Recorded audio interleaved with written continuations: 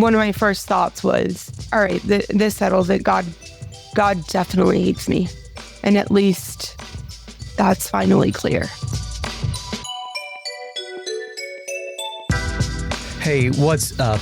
This is the Nook Podcast. My name is Steven, and it's an honor to have you listening today as we continue in this series called Renew Your Mind. Do not be conformed to the patterns of this world, but be transformed by the renewing of your mind. That's Romans 12:2. If you have been a follower of Christ for a while, you've probably heard or read that verse a time or two. But what does it mean? That's what I endeavored to figure out while putting these shows together, because I think that a Bible verse like that can get tossed around so much that it loses meaning. So we will continue to peel this apart through the power of story, and I am elated that you are here for this one. Before we're done hanging out today, please make sure to check out the show notes for more information about my guest, links to the Nook Facebook page, my social media feeds, and email address.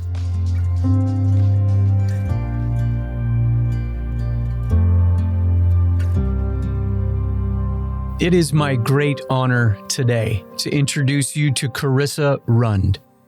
It's no stretch to say that this will be a story unlike anything you've heard before. So much adversity in one life is hard to wrap your head around. I've been interviewing people for more than 30 years. It's somewhat second nature for me.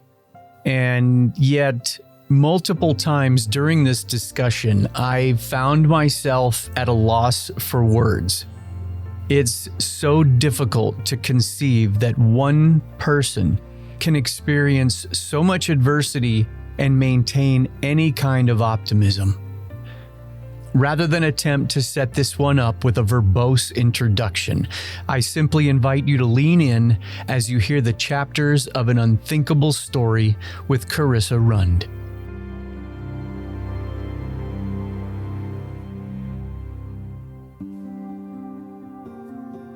You and I have a mutual friend in Jim Barnard, and he was here in St. Louis a few weeks ago. We had coffee, and he started to tell me just a little bit of your story, and we didn't have a whole lot of time to sit and talk, so I'm sure it was just kind of real 30,000-foot view.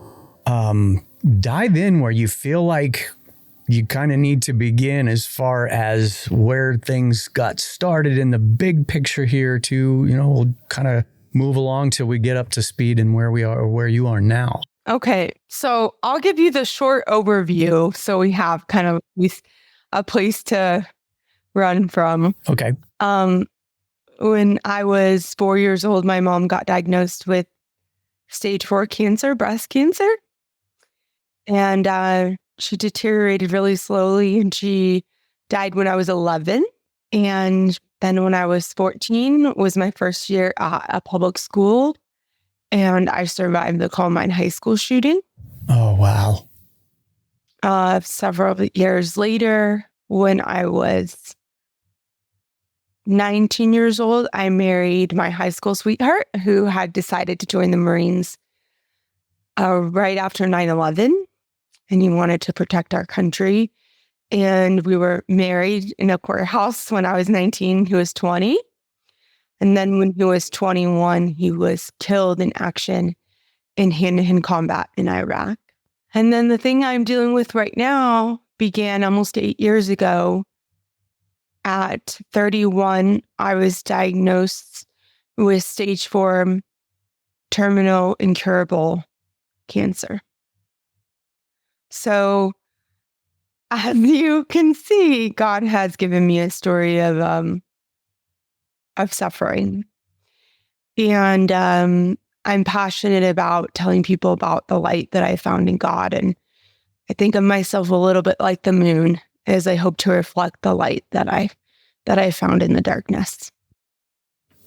Just what you said right there is enough to get someone's head shaking violently back and forth. And how can you even begin to keep a perspective on things based on, good grief, I mean, Columbine is a while back now, and yet all you have to do is say that one word, and anyone who had any sort of awareness as to what was happening in the country at the time, it was crazy. It was so unthinkable. Good afternoon. This is News 2, and we are following a breaking story today, a shooting at a high school in Littleton, Colorado, that's near Denver. Here is what we know so far. Witnesses say 2 gunmen dressed in black trench coats with black masks opened fire at Columbine High School. They said the gunmen went from one area of the school to another, shooting students as they went. A student who witnessed the shooting said the gunmen were carrying guns, a small Uzi, and some pipe bombs. Just for the sake of asking, what do you remember about that event all by itself? I remember the fear and the chaos. And I also remember knowing for certain, because of that God was real. So my experience is that I was in the cafeteria eating lunch with my sister, and we had a neighbor who was a year older. So she took us to lunch every day. And for some reason that day, she forgot us. So it's our first year at a public school. We didn't know a lot of people. So we just asked to sit with some people, kind of awkwardly sat down with our food. Then we started hearing these popping noises, and they were in a specific rhythm. It was the end of April, so we thought maybe there was a senior prank or something like that going on. So we weren't particularly nervous until first the janitor came in and yelled at us to get under the tables. So we got under the tables, and over those few minutes, the seriousness of it, I don't want to say set in because we still didn't know what was going on, but the possibility of it being serious really hit us. And then I personally knew it was really serious when my teacher came in, Dave Sanders, and he ran into the cafeteria and said, "Everybody get down!" And his face was totally drained. There was no color at all, and he looked absolutely terrified. So we sat under the tables, not knowing what was going on. Meanwhile, the pops are getting closer. So there was like this push of students running toward my direction. So it was like this swell of anxiety and fear as we all started to run away. There was a girl who I didn't know under the table with us that just completely froze. And I remember grabbing her by the shoulders and just shaking her and saying, we have to go, move. Because she was just stunned. And then my sister and I ran up the stairs. So it was either we run into the school farther, into the sort of bowels of the lower level, or we ran up the stairs and tried to get out that way. So we ran up the stairs. The shooters were behind us. And then a few seconds later, I realized my sister wasn't with me anymore. So I didn't know what to do. You know, I was a lot closer to the door than I was to her. I realized she was panicking too. She had fallen. And she was trying to pick up what fell out of her pocket. And so I had this, split second to decide what I was going to do. And in that moment, I felt the most peace I've ever felt in my life. And I heard a voice that said, "Don't be afraid." It was this calm, authoritative, sure male voice that was just like effusive with love. And I felt like I was the boy in the bubble. When I knew when I went to go get my sister that I would live and that she would live. So I ran back toward the shooters, picked my sister up off the floor, and then we ran out.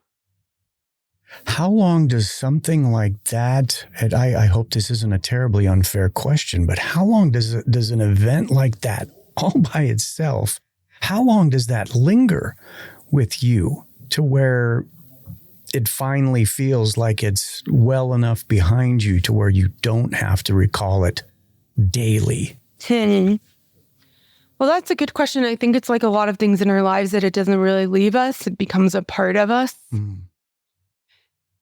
So it is truly a part of me and how I was formed.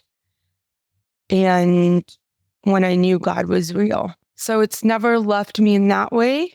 I think that God does give us many of us the blessing of fading memory and new joyful experiences that help us do the work to bury some of that pain over time. But, I still jump hearing some sounds, not as bad as it was when I was younger, but it's definitely made me, more safety minded and things like that. But yeah, that seems like a given. Wow. I do also remember, though, because of my experience with my mom and seeing her go so slowly and so painfully, I wasn't surprised like everybody else was. If you can kind of sit with me in the distinction, I was shocked that it happened. There was almost, no precedent for that. But at the same time, it was like, I don't know who told everybody that they were safe. I don't know who told everybody the world was easy. That because they lived in a certain neighborhood with certain people, nothing bad would happen to them. That part for me was particularly baffling. So I think that changed my reaction was a little bit different because that wrestling with the place I had in the world and that there was evil in the world, that wasn't new to me. So the lingering was much more complex than why did these bad kids come in and do this? It was much more about the nature of evil in life itself. All right. It's so weird to have to try to have to partition that and move on to the next chapter. But tell me about this young man who would make you a bride before he was off to the military. Oh, Greg. Okay, so everybody loved him. I think that most everybody who met him loved him. When I first met him, it was my senior year of high school in the basement of my friend's house. So she was a twin. And her brother was friends with Greg. So I got introduced to them in the basement of their house. And my friend said, "This is Karissa. Hi, nice to meet you. Where do you go to school?" "Columbine." "No, you don't." "What?" "I do." And my friend goes, "Yeah, she does." "No, you must not go to Columbine because everybody there knows me." So my impression here was like, oh, okay, everybody knows you. And I think I said that out loud. Clearly not everybody knows you. So anyway, the first impression was sort of like, all right, this dude, he's unique. But then he just sort of charmed me. The first time, our sort of first date was he wanted to go running, which I thought was strange anyway, but then he wanted to go running with me after my gym class. So I was like, okay, let's go running after your gym class. And that's when, after my gym class, and that's when he told me he was joining the Marines, and he was really silly, kept running backwards, acting like he was having trouble keeping up with me as I was running forwards. But he was the class clown, made everybody laugh. Actually, at the shooting, stayed a few more minutes in his classroom so he could change his grade before he ran out. Oh my gosh. So you can imagine the type of person he was. So I was sort of like his tether, and he helped me fly, Okay. that kind of relationship. And then we decided to get married. I was 19, he was 20. We ran into the courthouse one day and then had the best day of our lives celebrating our marriage in downtown San Diego. That's awesome. Did you get, how much time did you have before he was off and around the other side of the world? We got married in November 2003. And then in August 2004, he was deployed to Iraq for the second time. Wow. And was he able to come back? I mean, I'm just, I'm trying to get a scope on how much time you actually were able to spend with him. During that less than a year that we had together, I would go back and forth, mostly because it was easier. I was in college and he was in the military, so it was a lot more strict for him to be able to leave. I saw him off that August 2004, and when he came back, it was in a box in the belly of a plane.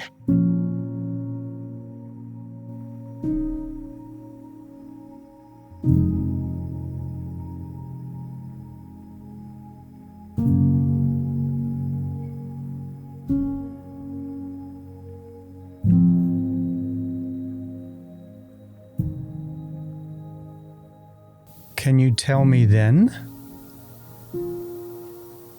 what it was like for you to get word that is the way, that was the way that he would be returning? I was studying for my finals, and I had recognized that my phone hadn't rang in a while, and then I realized I didn't know where it is. So I started looking all around my house, couldn't find it. My car, couldn't find it. And then as I was walking out of the car, I see my phone face down on the ground. And I turned it around and I had 23 missed calls. Oh, wow. So I was pretty sure even then that something was seriously wrong with him. And then I saw who had called me, his best friends, his mom, and then knew that something was seriously, seriously wrong. So I started calling people. His mom was in hysterics. She just wanted to know my address. I knew there was only one reason why she'd need my address, and that was to notify me that Greg was gone. They didn't do that for injury, just death. I called one of Greg's friends and said, tell me the truth. What's going on? Tell me the truth. Is he dead? And he said, yeah, he's dead. And then I waited for another 45 minutes or an hour. The Marines couldn't find where I lived. And then the two of them knocked on the door and told me Gregory Paul Rund was killed today in the Al-Anbar province of Iraq on behalf of a grateful nation, as they leaned down in front of me. And then I don't remember what else they said. And as soon as they came, they were gone. And you're just alone with that news? By that time, my family had come because I was in the college town 45 minutes from my house where I grew up. So most of my family was there. One of my first thoughts was, all right, this settles it. God definitely hates me. And at least that's finally clear. And I screamed just in agony on my face, on my knees. There are not a lot of people that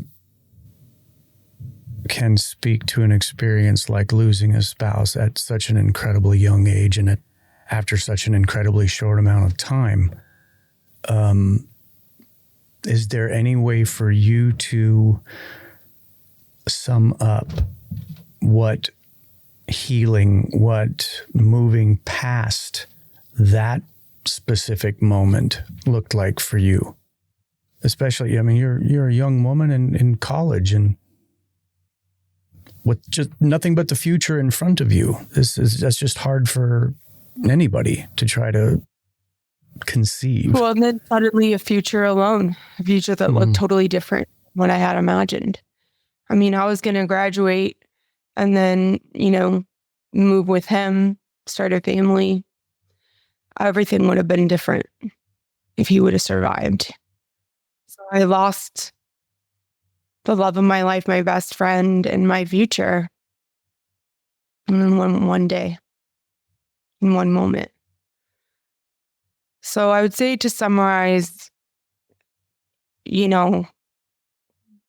my grief was extremely intense.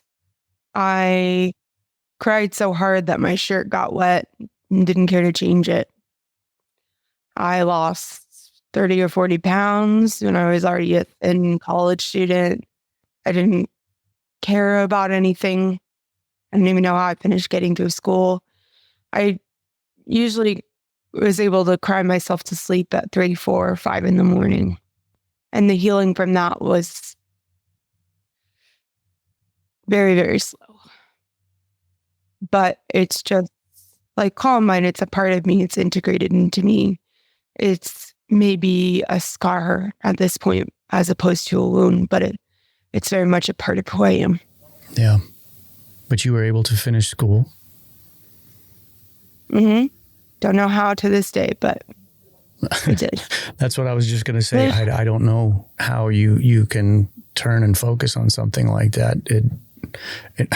I don't know. It's one of those, what would you do? Well, I would venture a guess that most of us don't even have a category for something like that. I was a total zombie. But at the same time, I thought logically about it. Okay, it happened during winter vacation. I have a couple weeks until I have to be back at school. What am I going to do instead? And everybody's different in their grief. This is not saying this is a prescription, but for me, I was like, I can't sit day after day just thinking about this. I have to do something else. And I've worked really hard to get to where I am. No help with applying for college, paying for college, getting my degree. And I had a similar sense to the sense I had when my mom died, which is I wasn't going to let it destroy me. Well, here you are, though. Your husband has been killed. You somehow managed to get through college. Were you ever able to hearken back to that voice that you heard the day of the shooting in high school? Were you looking for that voice that gave you such peace years before? Or were you still in that mode of, well, God is just not there for me? No, I couldn't connect to that at all in the immediate aftermath. I remember going to the woods in the middle of the night in the mountains near my house, and it was dusk. I saw no people, and I didn't care at all if something got me, a person, an animal.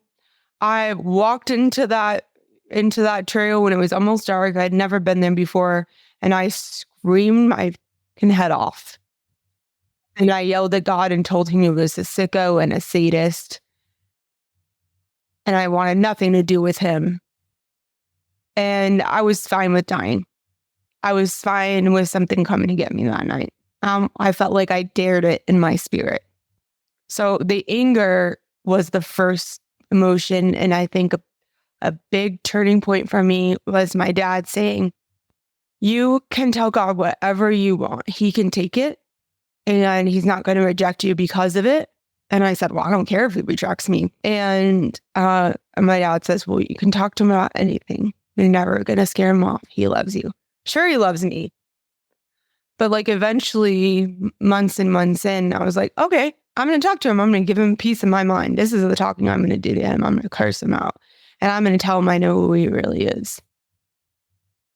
And it took me years to reconnect with one of the core lessons at Columbine when God showed up. He doesn't keep us from difficulty. He says he'll be there.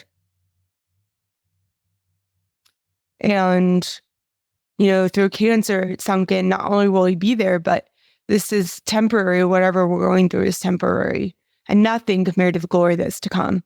And the fact is, not only is he with us in the hurt we experience now, but he's created a place for us where everything is perfect, where we're meant, like we were meant to be, where we're with him, and that's where we live all of our days, endless days.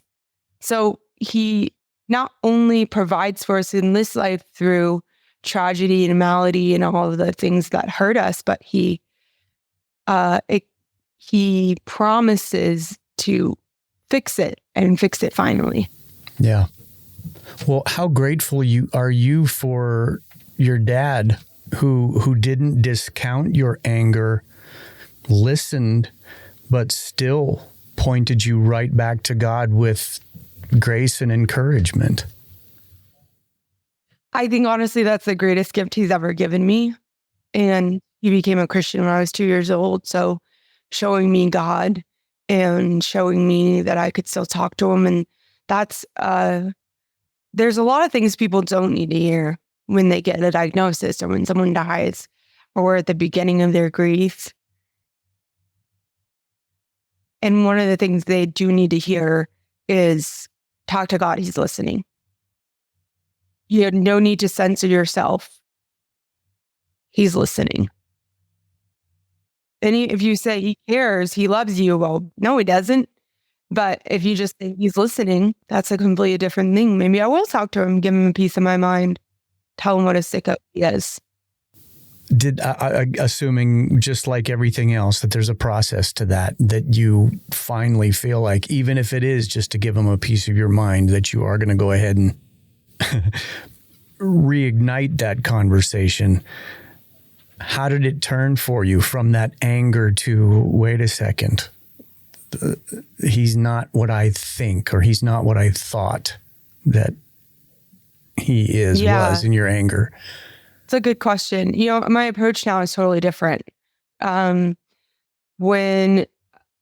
I was in my 20s, it's like God melted the ice that was encasing my heart, all of my anger, with his love, that healing me. And who is this God really? Who does he really say that he is? And trying to learn more about that. And okay, is he really a sicko? Is he really a sadist? What does his actual word say, as opposed to what people have been telling me my whole life? So I went to the source, and then I realized that God I thought I knew was not the God that really existed. So that's the thing I encourage people with too. I read Job, and Job told me, I don't have a right to this life. And I put myself in the very dangerous position of judging God. Yet, he gives me room for that. He questions me and say, hey, were you here when I built the foundations of the world? Do you keep the storehouses of hail for the end? Did you make this monster impenetrable? Things like that. Do you tell the waves where to stop? So I think that was a good way for me to understand that, and this is a lesson that I'm continually learning that I have to apply daily. He is God and I am not. And that there is beauty in surrender. So after some of that ice had melted off, when I was 28, I decided to be baptized as a, consenting, aware adult. And I said, for me, this means that I'm not going back. Whatever may come, I am choosing God because he first chose me. And I'd rather go through this life with all of its hurts and heartaches with him than without him, because with him is infinitely better than without him. So I'd already made that decision when cancer came. So my reaction when cancer came was totally different. How did things change for you after that baptism, after God really started to work specifically on these hurts and reveal who he is and how you can lean on him no matter what you have to face? I think for me, that period was a real lovely, sort of anointed, peaceful period in my life. I remember God gave me this 6 months, almost exactly. I didn't ask for it. I woke up one day with just the most tremendous joy. This feeling his presence, like this, I know already this doesn't exist anywhere else. This is God with me. And there was so much joy and release and surrender and feeling that calm. And now I know the calm before the storm, because everything I learned to that point I needed for when I got diagnosed with terminal, incurable cancer at the age of 31. Was it during that time that you remarried? When I was 30, I decided to leave where I had been living in DC. I lived there most of my 20s and moved back to Colorado, where I was from. And I had stayed friends with my husband's brother, and him and I would get together. But there were all these barriers. I had figured out I liked him years after my husband died, but years earlier. But I told myself it didn't matter. We lived far away. He was an atheist. He had long-term girlfriends. I was older than him and in a totally different stage of life. There were just lots of reasons why, not to mention what people would say and all those things. So there were lots of reasons why it was never going to work. And then one by one, they all fell. when I moved back, except for one. So I talked to him. I was getting frustrated, and I clammed up when he asked me for advice about girls. I'd give him advice about girls for years, and now he started asking me, and I was like, I don't know, bro, that's a tough one. He was like, you really don't have any advice for me? I'm like, nope, I don't know. Oh, I love that's where you stonewalled him. Oh, yeah, that pissed him off pretty good. So anyway, so he said, well, how's this job going? This is a job I hated very much. My sister lived right by him. And so I said, I'm on my way to my sister's. Can I talk to you about it? So I told him about the job. We talked about the dates we had the night before. And then I said, have you noticed I haven't been around very much? And he's like, yeah.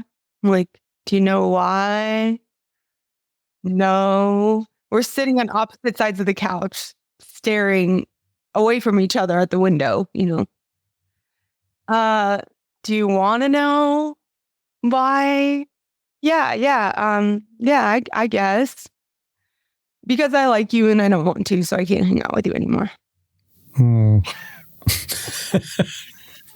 It doesn't get any clearer than that.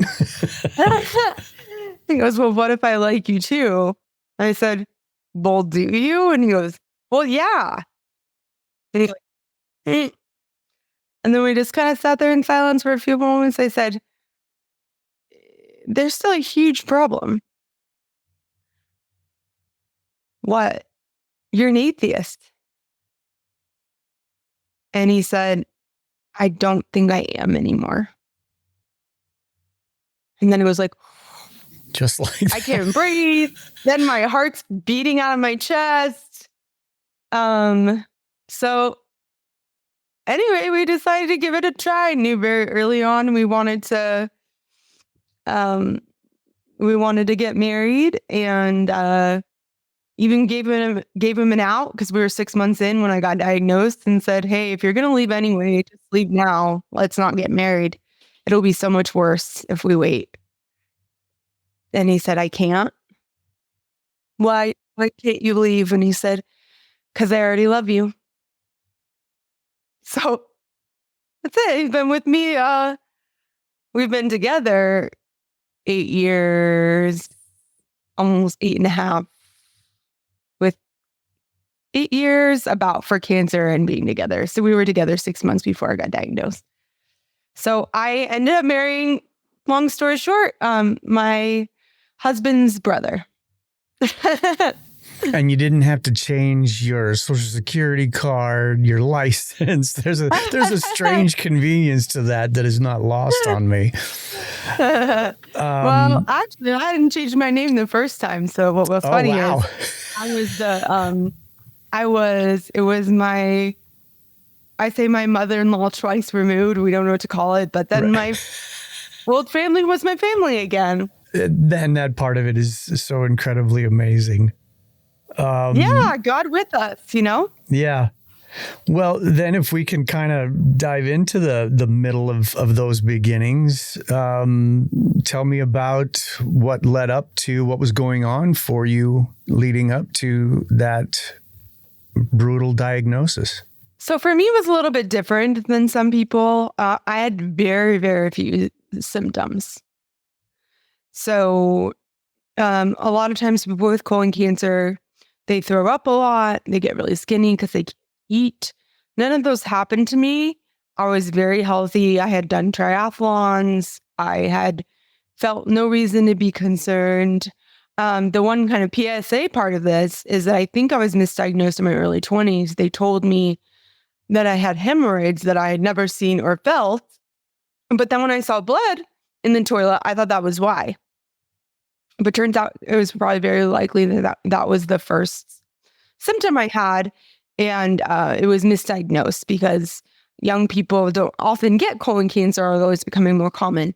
But I hadn't lost weight. I wasn't throwing up. I was still very, very functional. I wasn't exhausted all the time. And toward the last few months, I'd get a little bit of a sick feeling in my tummy. But you just kind of rub it, take some alcohol and go to bed and you're fine. So when I knew through a series of events after I experienced pain that felt like someone was trying to saw me in half with a shiv. How do you contend with everything you had been through up to that point? This reads like a list of things that you just cannot possibly wrap your head around happening to one person. People have told me that I'm their worst nightmare, which is kind of my favorite. Any one of these things all by themselves would be enough to send any of us reeling. And yet here you are stacking them up. And now you have this diagnosis. You have this, the brutality of trying to understand that this is incurable.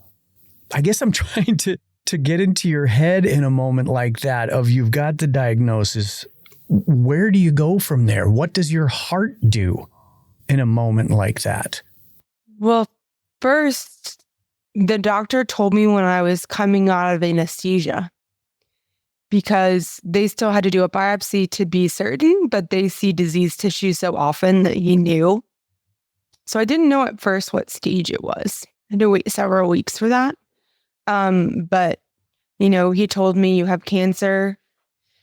And so I was sort of hazy coming out of anesthesia.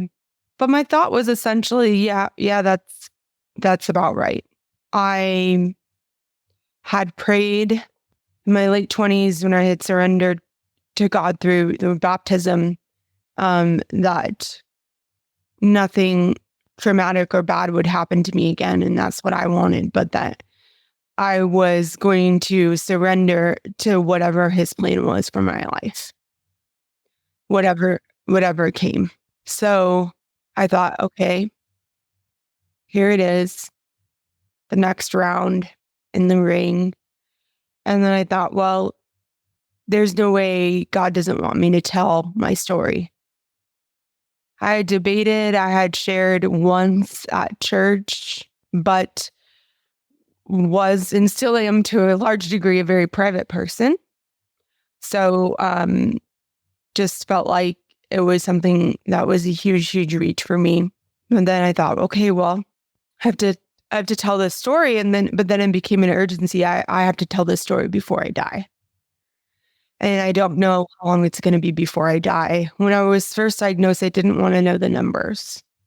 But after knowing it was stage 4, I eventually discovered, a friend sent it to me on accident in an article, that my odds of survival were between 8 and 13%.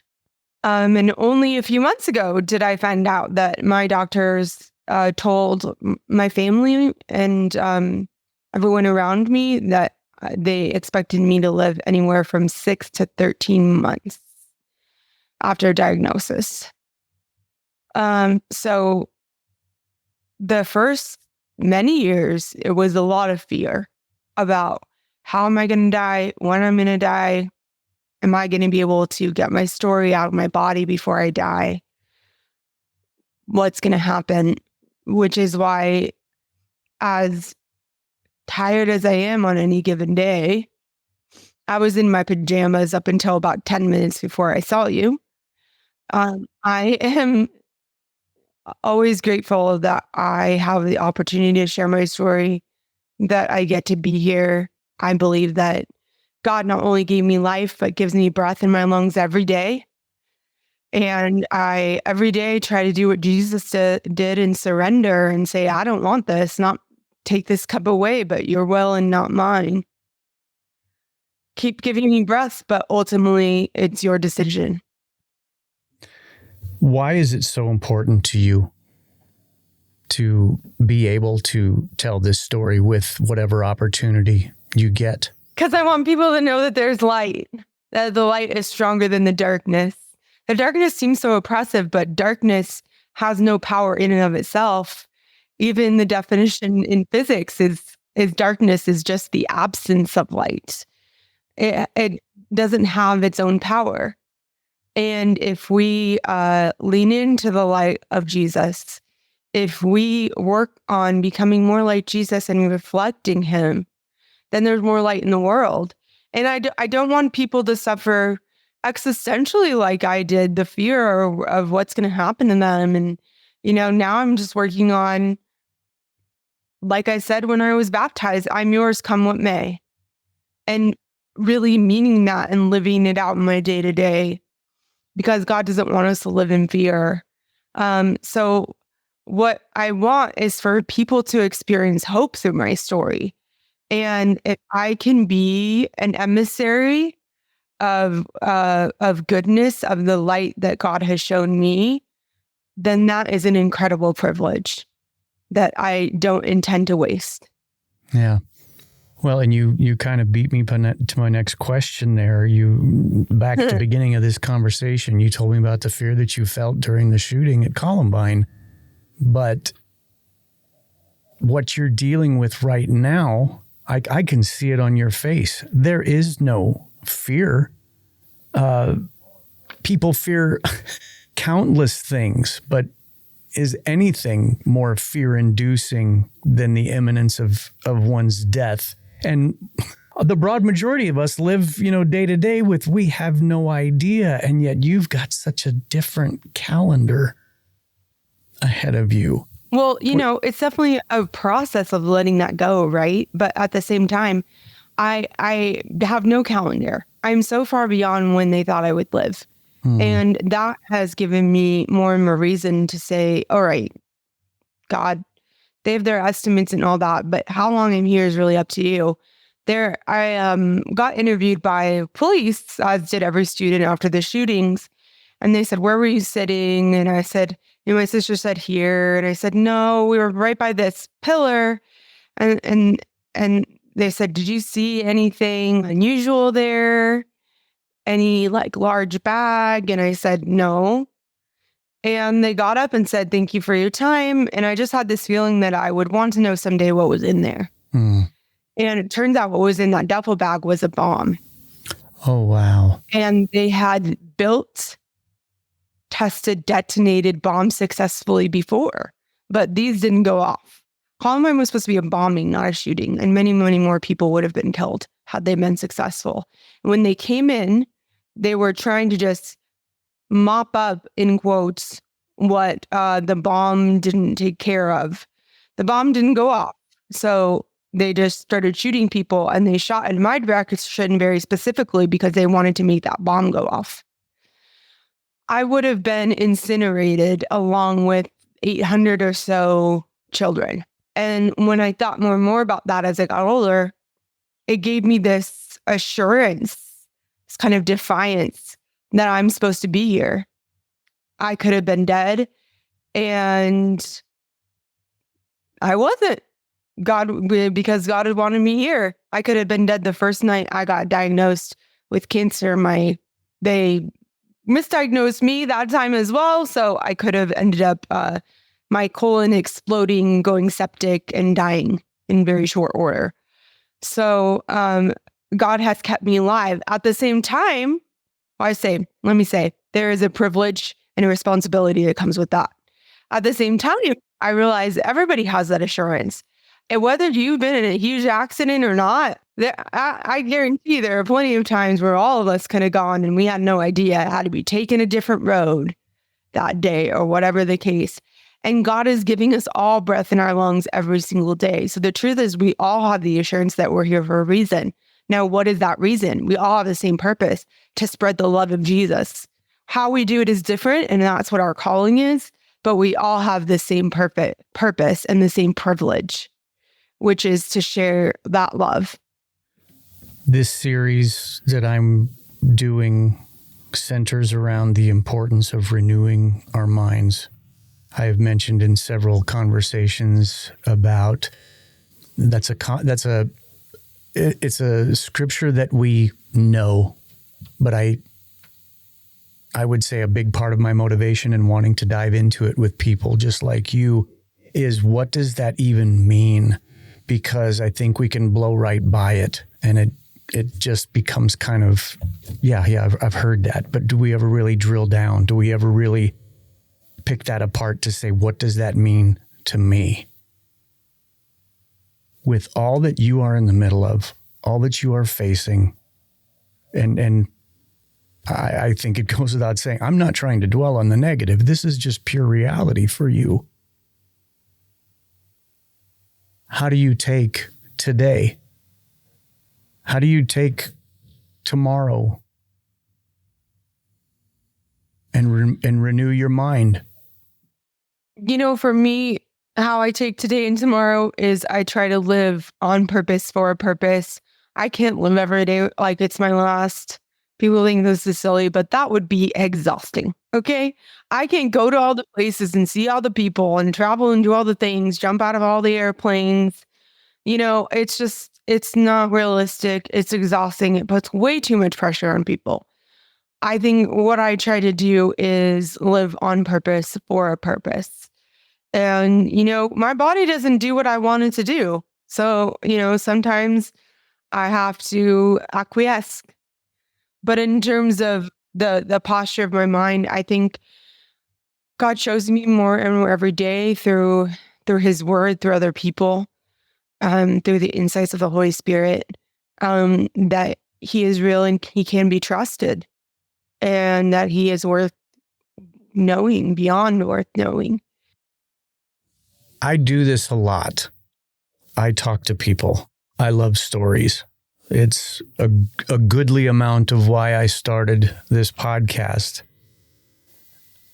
I don't know if I've had a story with this much gravity and just full honesty. And so I find myself a bit befuddled on where to go, knowing what I know now. We are not promised tomorrow.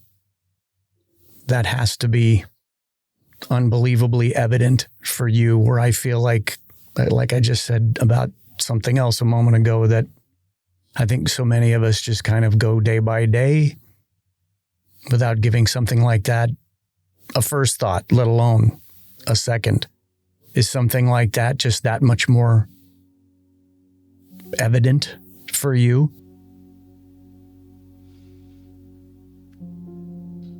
I think that where I'm at in my journey is that I think of my life as a terrible privilege. I'm privileged to be here. I am privileged to know God better, deeper, more intimately because of the suffering that I've had and because of the suffering then we share. I don't know that I would be able to tell you that I would do it again or would choose any of it, but I'm sure as hell I'm not going to waste it. And so the place I'm at is that I feel privileged and joyful to be here. But through my suffering and the closeness I found with Jesus and with God, there is so much of me that wants to go home. And my real home, where I really belong, where none of this exists. And I realized that true joy is in the presence of God. And I used to think that what made heaven heaven was what it lacked. That the essence of heaven is that it lacked pain, it lacked darkness, it lacked people shooting each other, it lacked war, it lacked disease. But what actually makes heaven heaven is what it contains, which is the presence of God. And the presence of God is more beautiful than anything we can ever see or feel or touch here. So where I'm at now is honestly part of my terrible privilege. Is that to survive, I am in pain and I am suffering every single day. So that my life is an honor and a joy, but a terrible privilege and ultimately a sacrifice. A living sacrifice.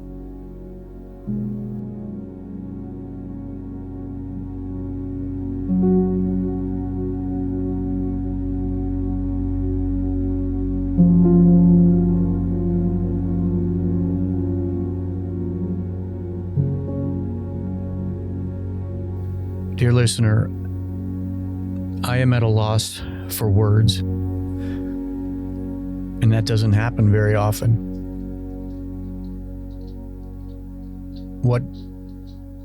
What do I do with that?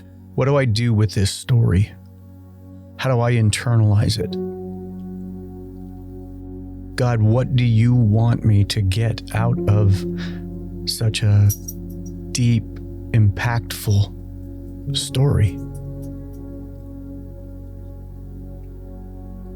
Listener, I hope that at some point in your life, this may seem like the weirdest thing somebody could wish for you. I hope that you can look into the face. I hope that you can look into the eyes of someone who is standing on that bridge, quite literally about to cross over. That face is about to gaze on the face of Jesus. Gravity is the only word that comes to mind for me. I am really struggling as to how I put a cap on this episode. Renewing our minds. Choosing to renew our minds is to get that much closer to Jesus. That has nothing to do with what we can ask of him. That has nothing to do with so much of what goes on in any of our lives on any day. It's a timeless thing. It's me wanting to be so incredibly close to Jesus, and to have a moment when you can interact with someone whose days are so incredibly numbered will leave you gobsmacked, will leave you with something that you just cannot shake. As we wrap up today, there was one last thing that I asked Karissa, and I think it is an incredibly fitting way to end this episode. Whatever time you are permitted with this literally unbelievable story, somebody who listens to this podcast, somebody who hears you get to tell this unreal chronicle of Karissa's life, what one thing do you hope they walk away with? I would love to just speak a blessing over whoever is listening. Please do. Okay. May the Lord be gracious to you and answer you. May you turn your face toward him, and may he give you peace. May he do immeasurably more than all you can ask or imagine, according to his good works in Jesus Christ. Amen.